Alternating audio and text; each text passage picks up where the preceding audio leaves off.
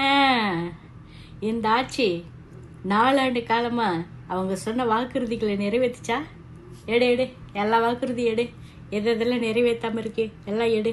நிறைவேற்றிருந்தாலும் லிஸ்ட்டில் சேர்க்காதீங்களா, அப்புறம் அதுக்கு நமக்கே பாதிப்பாக போயிடும். புதுசு புதுசாக கொண்டு வந்தாங்கல்ல, அதையும் சேர்க்காதீங்க. நிறைவேற்றாத, நிறைவேற விடாமல் எதெல்லாம் மத்திய அரசு எல்லாம் பண்ணிச்சோ அதுங்க எல்லாத்தையும் எடு. மாநில ஆட்சி கண்ட்ரோல் இல்லாது எல்லாத்தையும் எடு. ஓகே, ஆரம்பிக்கலாம், நிகழ்ச்சி ஆரம்பிக்கலாம். ஓகே, நீட்டு விலக்கு வந்துருச்சா? அதுதான் முதல் கையெழுத்து. ஒன்றும் நடக்கலை. அப்புறம் அரசு ஊழியர்களுக்கு ஓய்வூதியம் பழையபடியே கொண்டு வந்துட்டாங்களா? இன்னும் கொண்டு வரல. சரி தலைவரே, நாம் இப்படி பண்ணோம்னா நம்ம ஆட்சி வரும்போது திருப்பி நம்மளை இதே மாதிரி பண்ணுவாங்க தலைவரே. இல்லைன்னா போன தடவை நாம் பாண்ட ஆட்சி பற்றி இதே மாதிரி அவங்களும் பண்ணுவாங்க தலைவரே. என்ன பண்ணுறது, கொஞ்சம் பார்த்து பண்ணுங்க தலைவரே. அடி, அது எனக்கு தெரியாதா? நாம் ஆட்சிக்கு வந்தால் தாண்டா கவலைப்படணும். நாம் உறுதிமொழியெல்லாம் கொடுப்போம், உத்தரவாதமெல்லாம் கொடுப்போம்.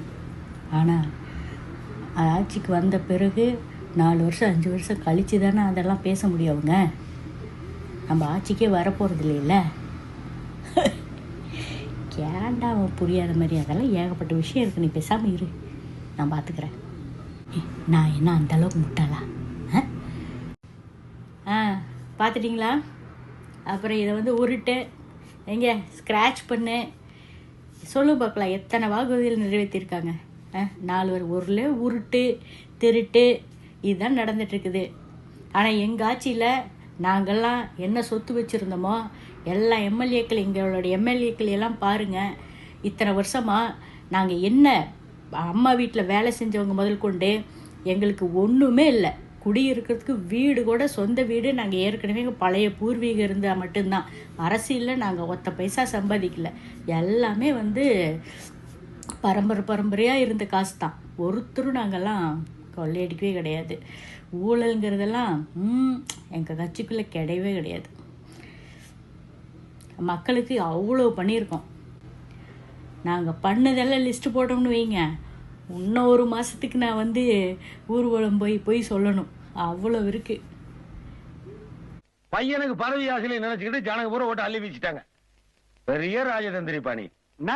தாந்திரியும் இல்லைங்க மூந்திரியும் இல்லைங்கண்ணா. இங்க இருக்கிறது வெள்ள மனசுங்க. அப்படியே அள்ளி ஜனங்கட்டு விட்டாரு, முத்திரையை குத்தி போட்டாங்க. சரி, போய் லட்சியத்தை நிறைவேற்றுவாங்க. என்னங்க லட்சியம்? ஆனா அம்மனை கல்யாணம் பண்ணதான் அரசியலுக்கு வந்தீங்க.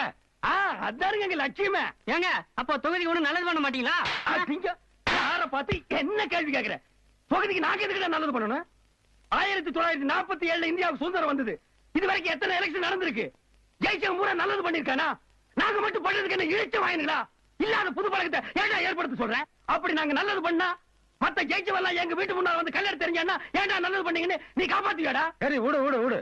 என்ன வார்த்தை கேட்டாண்டாம? ஏன்டா வழக்கம் போல தொகுதிக்கு ஒண்ணும் பண்ண வேண்டாமாப்பா.